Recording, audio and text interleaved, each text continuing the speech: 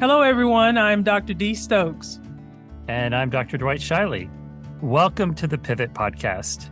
If you're new here, this is the podcast where we talk about how the church can faithfully navigate a changing world.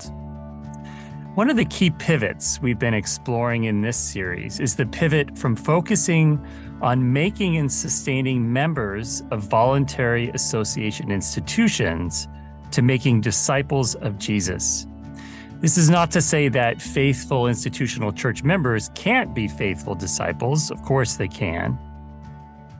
For many, these things do overlap, but not always, as we know. Think about the people in many pews who would call themselves religious but not spiritual, for instance. What we're interested in exploring is where the primary focus in the church is. Is it gaining and retaining voluntary association members, or is it forming disciples of Jesus? The fact of the matter is that many legacy congregations were not designed primarily to form disciples in today's cultures. And that makes this a really vital pivot for us to explore. Now, listen, today is a really special episode. We have with us today Reverend Dr. Eun Strawser, who is a co-vocational lead pastor of Makealo'o, which means presence in Hawaii. And it's a non-denominational missional community multiplying in Honolulu, Hawaii. Dr. Strawser is a physician. She's also an executive leader at the V3 movement, the church planting movement. She is also the author of a new book called Centering Discipleship. And if I had those little clap things, I would clap for you, but I don't have that. And I guess we don't have that in our repertoire. So welcome, Reverend Dr. Eun Strawser. Thank you, Dr. D. Thank you, Dwight, for having me. So, for so many of us, we have been just thinking about what's happened and the devastation in Maui and praying. And so just give us an update. Tell our listeners what's going on and how we can all be praying. Yeah, I think the biggest prayer and for our church community, really working with a lot of mainland organizations who are also trying to offer some help. It's been, if we all don't do the good work of exegeting our local culture, this is when it matters, right? And so I think the biggest hardship has been, how do you care for a really deeply cultural indigenous population who has felt like they've lost everything, because they have, but really also provide resources and care and support in a way that doesn't garner a lot of suspicion. So that actually has been the bigger work for us. Our local community identified really quickly that 4 of our member families have been directly impacted with families in Lahaina. And so our work is to just directly work with them. So each family probably represents about 100 people, including their neighbors and their family structures. So we're probably working to serve about 400 folks there, but we just have access to them because we have a local community. Thank you for sharing that. Yeah. Well, so you have a very rich vocational and cultural background that spans continents yourself. Tell us a bit about your story and then how God led you into ministry. Yeah, I love telling this story because I think Brandon Rencher and Alexia Salvatier's, they always say that if we as leaders and ministry workers don't understand our own lineage and how that affects our local and current work, then it's something that we ought to also explore, right? I also think that most of us probably, if we want to go into vocational ministry, we have something else full of expectation in mind when we go in, and God just does really, really interesting things. So my family and we were all born in South Korea. During the 80s, there was a big, wide open pool of immigrants coming from East Asia. The US was looking for a lot of white collar professional migrants to move over. So my family had an opportunity then. And then they closed the border down quickly because because there was there was too much of an influx. So we always feel like we just kind of made it in, and there was a whole collection of people, especially in the East Coast and in the West Coast, of Korean immigrants coming in. So I'm a first generation, or what we call 1.5 generation, because I get to learn English faster than my parents. We moved to Philadelphia. I did all my growing up and adulting in West Philadelphia. Everybody starts hearing that song in their head as soon as I said it, you know. And I went to school there, undergrad, medical school, everything in Philly. Met my husband there, had all my babies there. And then when we were really contemplating race dynamics, because then Philly was especially still remains to be a very black and white culture, even though the diversity was really, really increasing a lot even then. So we knew that for our kids, because they're mixed race, we wanted to buy ourselves some parenting time to have those conversations. And then we had an opportunity to move to Hawaii about 15 years ago. So we moved to Oahu, which is the where the main capital is. In the island state. And I really always had an intention. The reason why that I went to medical school, all these kinds of things, I am fluent in Swahili, is because I thought that God's plan for me was that I'm going to be a medical missionary in East Africa, in Tanzania, that's where I'm going to land. And one of my mentors here in Hawaii, he said that he's like, God was calling you to brown people, but maybe to like a different set of brown people, you know? So it just made me think about how so much of my own learning and growing and being equipped, I feel like it's today in a place where we moved my parents from North Philadelphia about 8 years ago to Hawaii. And it's been such a gift to see my dad, where he felt like in Philly, he just constantly was scrounging to like fit in. And here he is in Hawaii, where he's just like, I feel like I'm in heaven, not because of the weather, but he's like, I feel like I'm in heaven because I feel like I have a sense of belonging. I fit into this culture. No one questions me, you know, by the way I look, or how I say things. And it just was something that I really kept to heart, that I'm so thankful that we have a gift of family here. Family is so important in Hawaii, that I get to also share in that, and that it's a gift for both my children and my parents. We love your story. Tell us about your current ministry context. Make aloho. Yeah, Makelo'o. Yep. This is my second church plant. The first one was, and I write about this in the book, because I feel like I have two sets of experiences, right? Not just as a church planter, but a church planter who also did a very traditional model, a church plant with like the Sunday worship service centric, you know, and grew the church really, really quickly. So yeah, so the first church was, we had started with about 20 people, started with a Sunday morning worship service model, had some small groups, had a children's ministry, and in 5 years' time, we grew it to like 450 people. Kind of going through like year 3, I was really, really asking that question around discipleship. It's one thing to be able to grow something really quickly and grow a bunch of, you know, volunteer-based spectator core group of people, but that question, that nagging question of discipleship, has always been on my mind. And year 3 in that first church plant was when I started asking a lot more explicit questions around it. So fast forward, the second opportunity. We did not start with a Sunday worship service.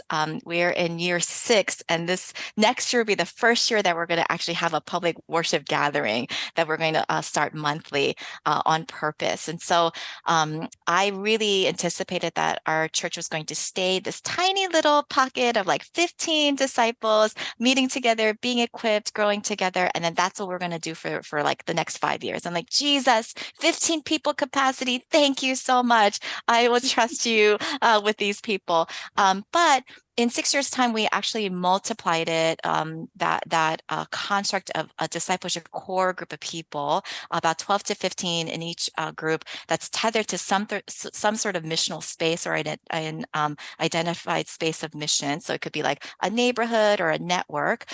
So we multiplied that. The year's end, we're gonna have about 12 different communities, and that's why, because we multiplied it enough times, that we feel comfortable starting some sort of public worship service next year. So I'm curious to hear more from you. What does discipleship mean to you? What are some ways in which you have been formed as a disciple in your life? Yeah, I love that question, and I think that it's probably one of two really pivotal leadership questions. Whether we ask of ourselves or we ask of our peer leaders and folks who we're thinking about bringing into leadership is, have I been discipled? And have I discipled somebody else? And how do we concretely know that this has happened, right? I can probably say that I've been mentored by many different sets of people. But I know that there are two people who have specifically discipled me. They've journeyed with me. All of the contexts have always been in one-on-one settings. I've discipled people in the span of 10 years. I discipled 50 individuals one-on-one. And everybody always feels like that's such an amazing number. What with faithfulness, investment into people, and I really, really believe that it was such a gift in my own experience. But I also knew that some parts of just one-on-one discipleship felt really limited in my mind, and sometimes it felt not replicable. All the one-on-one stuff could have been that because it wasn't embedded into a context of some sort of community for each of these individuals, it felt limited, and oftentimes it felt more like a counseling session, a friendship session, accountability, maybe some guidance or skill set based stuff, but it didn't sort of land the plane on what does discipleship look like within a community that this person or this group of people want to strive for. So a lot of the clarifying questions that I was asking probably came from, it felt like such a success story, right? Eun disciple of 50 people. What an amazing thing in our life, right? But I really felt the responsibility of how limited it was, because I felt like if I didn't connect these people to a concrete community that's on mission together, then I probably missed something in that span. So discipleship, I think in a nutshell, has a lot to do, or everything to do with imitation. I think that it is imitating Jesus. I think that's the faux pas when we try to sometimes do one-on-one discipleship, because you give one model of what it means to be a discipler. And I feel like in most of these one-on-one relationships, the people really wanted to just model me and just me, but not in a clear picture within like shared leadership or community, on mission, things like that. So imitation of Jesus, where I think it does two things specifically. It increases our spiritual confidence, and it increases our social competence, that you know and love God and you're known and loved by God, but that's equally tethered to how you start behaving and living like God within community. So I think it's those two things specifically in how we imitate Christ. I love the distinction you just made between one-on-one discipleship and community discipleship and the importance of it. God made us to be in community with each other. So tell us a little bit how now you do discipleship within your micro communities. Yeah, it is really hard. The commitment level probably feels harder doing it in sort of these micro communities than it is, because there isn't that luxury of like coming in and out. You enjoy some of that anonymity. Maybe your attendance doesn't matter that much, but you still have the freedom to show up when you want to, or feel like you can. So I do give a fair warning that these micro communities, or what we call discipleship cores, do require a higher commitment level. But we also know that it's not for years and years and years. We do put a cap to it, about 12 to 18 months within each of these micro communities or discipleship cores. And the main focus of meeting together for these communities is so that they are concretely and intentionally discipled through a discipleship pathway that's unique to our local culture. So each one of the discipleship cores run through that. At the same time, they are tethered to some sort of missional space. So for example, that first year, 12 to 15 persons starting out together, being committed to Jesus, committed to one another, committed to the community around us. The community around us was very, very, very easy because in my mind, as a main leader, I needed to see what's the easiest thing that a community member could probably replicate. If these communities are going to multiply, what could they replicate? I needed them to be able to replicate discipling a group of people, and I needed them to replicate what kind of missional practice space would that discipleship core or that learning community be tethered to. So we had our discipleship core. We only met twice a month for about 2 hours each. People are like, what do you mean you only met then? I'm like, oh, it just leaves a lot more space for practice time for people to work out and live out, make lots of mistakes, have like some victories, right? But have some time and a normal rhythm and pacing of how they actually live out their faith in the in-between weeks. It was tied to a community dinner. We wanted to keep it very, very simple on purpose, not again because in my mind do I think that dinner churches are the end all be all of all community, faith communities. I just needed something very simple for my the disciples who are being equipped to be able to do on their own in the near future. Can you give us some examples? Share with us some wonderful stories of how this has happened in those communities. Yeah, I'll share with you. I love how, Dwight, you started off thinking about why this is such a big pivot in thinking through, is the church really making disciples of Jesus, or are we making a really strong volunteer base, right? And I think that's a really, really clear question to ask, right? One of our leaders today, she would say that she would be the lifetime winner of being the best greeter in church. She really thought that her full participation in being able to be a leader in the church was that she was going to be one day the point person for the greeters ministry. And the thing is, she's probably right. Anytime Kelsey went to any sort of church thing, she's bubbly, she's wonderful, she's super friendly. She's a woman in her 30s who looks like she's like a teenager, right? So she's non-threatening, all those kinds of things. And so she really, really thought that was going to be how she's going to participate and contribute to the church. Discipling a person like Kelsey within that first year. She's a hospice care nurse. She has this deep care for seniors, or what in Hawaii we call kupuna, who are the revered ones or the elders in our community. And she happens to live in a neighborhood where there are 3 different low-income senior living facilities right within a bike path from her condo to her workplace. So that's Kelsey. When she got discipled, and one of the questions that we started asking is like, who's our neighbor, and who do you feel like God is inviting you to partner with Him in the renewal of all things, right? If those are some of the questions, Kelsey's specific answer is the kupuna who live in my neighborhood. She at that point started gathering a group of people, and if you're like the top greeter person, that every church person would be like, you're our point lead for greeting ministry, right? She's bubbly, friendly, all that. It means that like she's going to have like a really, really large group of people. So she had a small group that she loved. She was super, super hospitable, all those things. But she felt this urge that God was placing in her heart for years, and only through discipleship she started telling me, I really feel like God's calling me to something.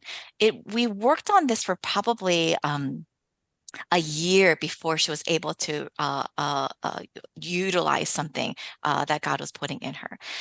her biggest fear was that if she shared this vision about wanting to start a community of people whose whole goal was to love these low-income seniors in that neighborhood together, what would it mean if our whole ministry was that these kapuna would know that they are seen and known and loved, right? That loneliness is the thing that's going to be eradicated in each of these low-income living facilities.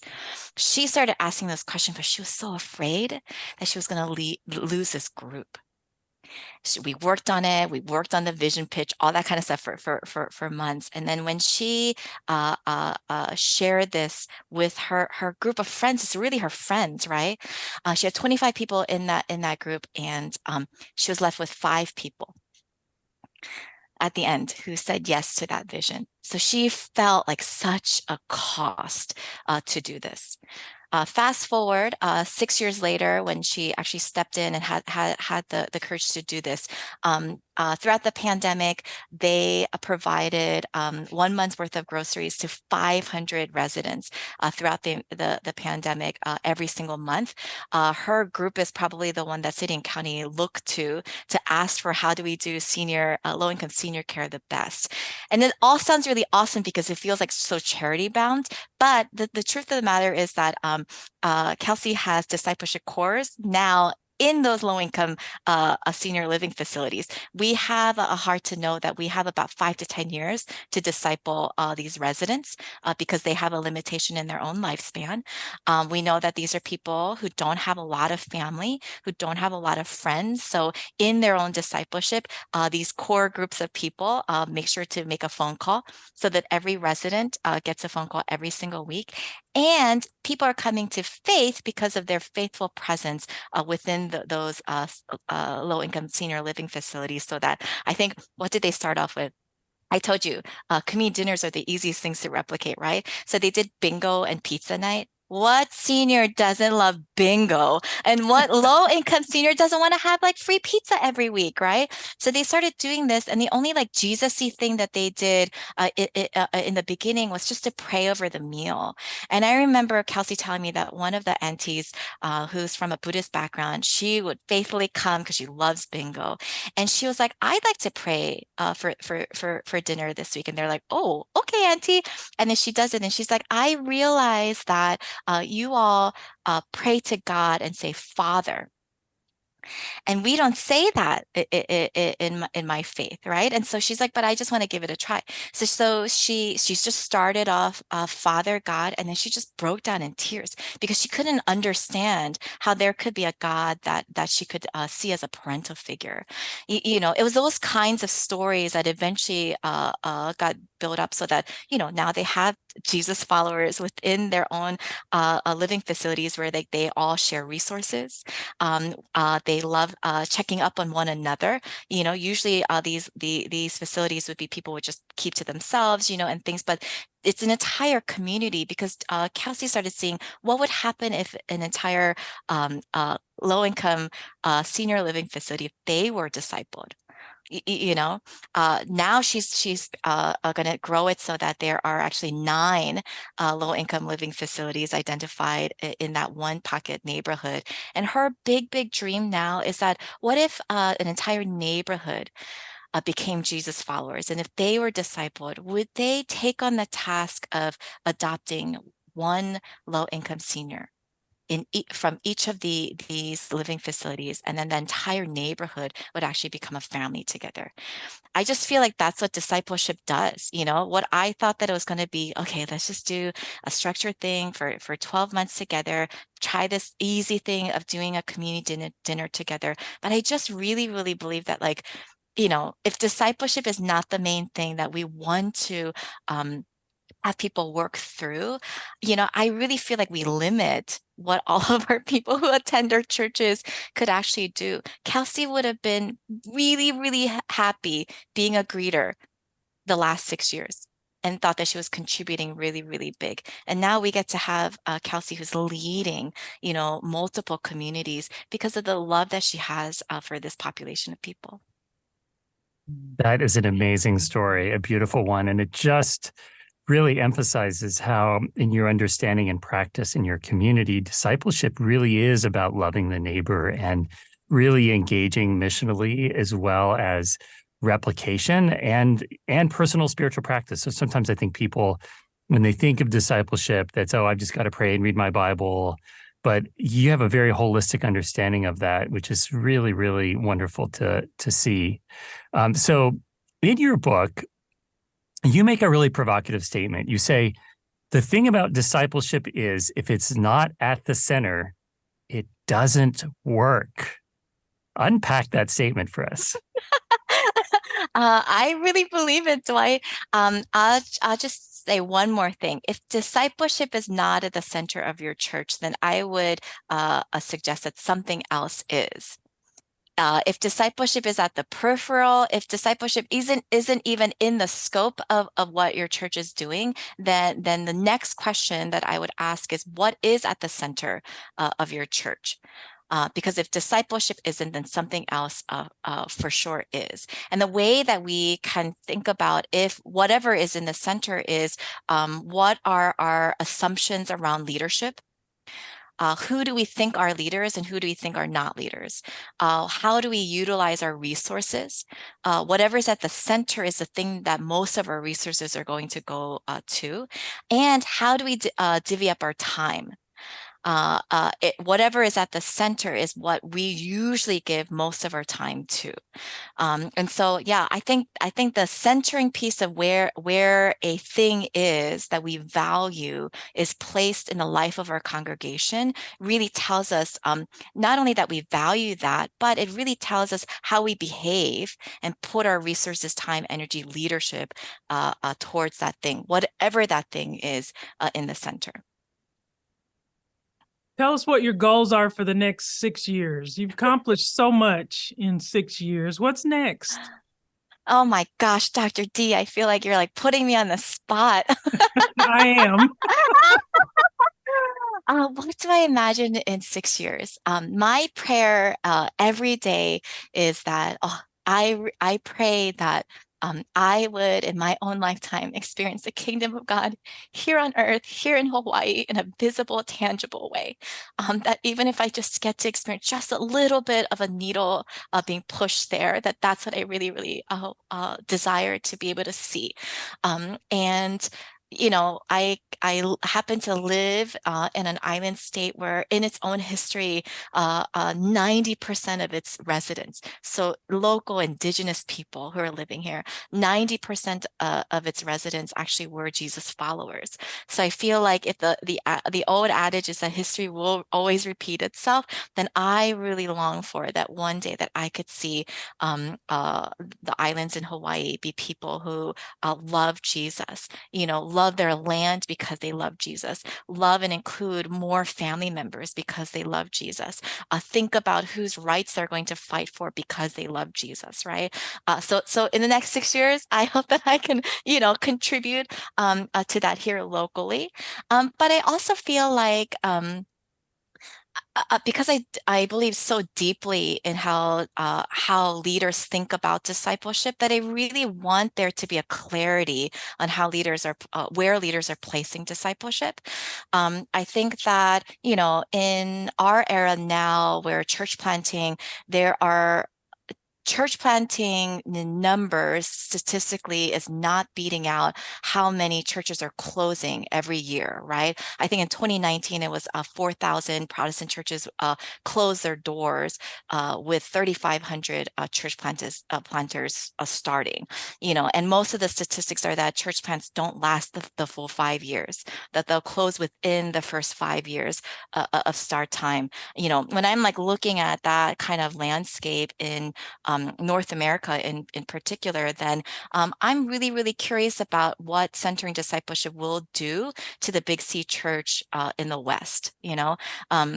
A lot of my work, I work also translocally with churches here in the U.S., but I also work with folks and having these conversations with folks, in Southeast Asia, in the UK, in Japan, in different parts of Africa, and a lot of these questions about how can a church plant last, right? A sustainability about the Big C church is a big question.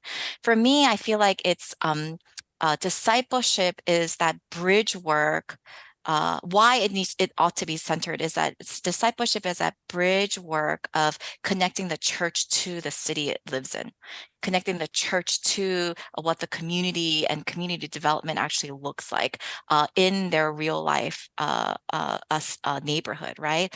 I think discipleship is what clearly tells Jesus followers to not just work towards a vision to grow their church, but really work and live out having a vision for a renewal for their city. And that's why I think, can it happen in 6 years' time, Dr. D? I don't know, but I want that needle to move, May it be so in Jesus' name.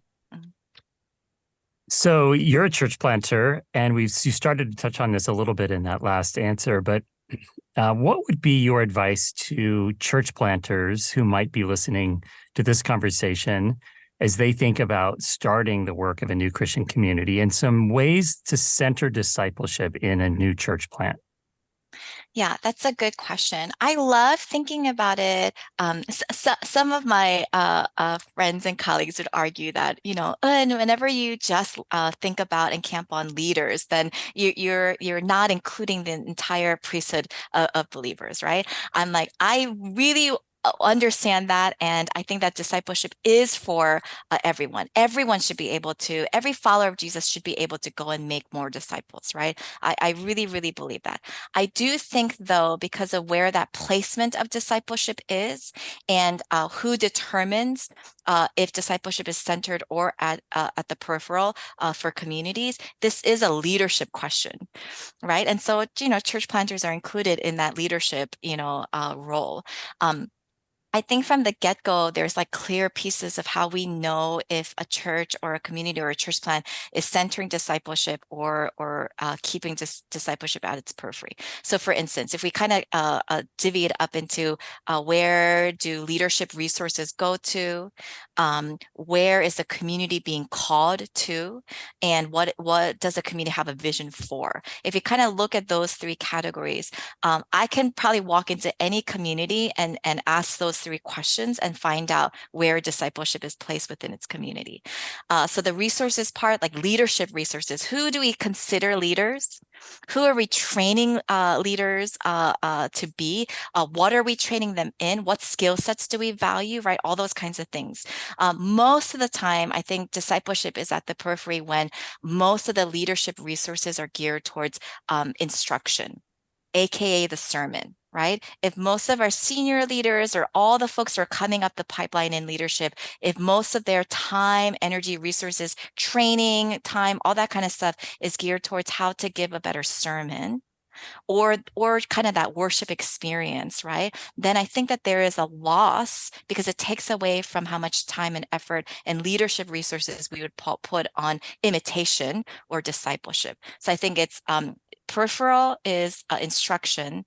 I think centering discipleship is imitation. That's where the resources are going to. I think the next thing of who are we, where are we inviting the community to? Most of the time, if discipleship is at the periphery, then we are inviting the community to a Sunday worship service. That's where most disciples would be like, hey, if I have a friend who's interested in becoming a Christian, I will bring them to this worship service. Whereas I think when discipleship is centered, most of the people are moving out, right? They're inviting people into the community that they live in, that they feel called to, they feel compelled to love, right? And so it's a Sunday worship service invitation versus an invitation to get to know the community better or their neighborhood better. And then I think lastly, what is it that the church has a vision for? I think if discipleship is at the periphery, pardon my frankness, but I do think that it's that we have a vision for just our church. Whereas I think if discipleship is centered, then we're saying that we have a vision that there's a renewal for the entire community or renewal for the whole city. So most of our listeners are pastors in established churches. So you just answered that question for church plant, but how can our listeners turn the dial and do exactly what you just said? Be more focused on the community at large, not so insular, not so much focused on ourselves, to really center discipleship, not just in my little church, but in my community? Encourage our listeners with something where they can turn the dial. Yeah. I love that question, Dr. D, because I really, really believe that it's not just through church plants. We're just trying to think about innovative things, right? And all that stuff. But I'm like, we actually have to partner with churches that are trying to remission and rethink about what does it mean to be the church, right? And the brave ones who are asking the question, if my church didn't exist right now in this neighborhood, would it make a difference? Would we be missed? Right? Would any of our neighbors even pay attention to that? Right? One of I just visited Pastor Jonathan Brooks' church, Lawndale, just recently, and brought my own leaders to what's happening in that part of Chicago, and how that church's presence really matters. But it was a church's presence for over 30 years. A faithful presence of being committed to Jesus, committed to one another and the community around them, right? I think centering discipleship actually happens even better and more meaningfully in remissioning established church settings. I think that it's because that you already have a group of people. You already have a group of people who are in that neighborhood or attending this church and this location or this community for a reason. My biggest advice is please start with the people whom God has given you to lead and love. As soon as you start thinking about other people and wishing for other groups of people, and you start to have a resentment for your own people, that's not good leadership, right? Discipleship actually won't be centered if we don't have good leaders who love the people God has given them to lead and love, right? So that's the first thing. I think the second thing is that there's a lot of wiggle room to be experimental, right? That you can begin to assess and survey the people that God's given you to be like, who are the people who are already kind of living missionally? Who are the people who are constantly asking questions about their neighbors?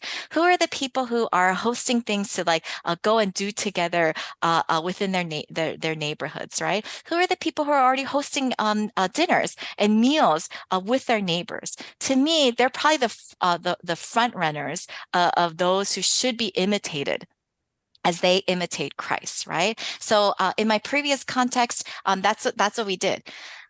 Year 3, when I started asking those discipleship questions, I started figuring out what is it that makes a mature disciple versus an immature disciple. Everyone's going to be on, if you're a Jesus follower, right? You're on some sort of spectrum along those lines, right? So what's the difference between somebody being mature and somebody being immature?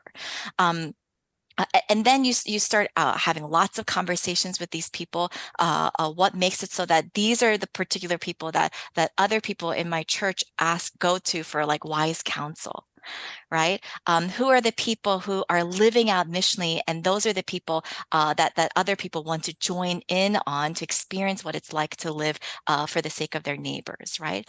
Who are the folks who are so integrous that people are going to ask them for decision making kinds of questions, like what do you think, or what kind of input can you give, right? So you kind of think about who are the folks who are already maturing or more mature than most in my community. I take them first.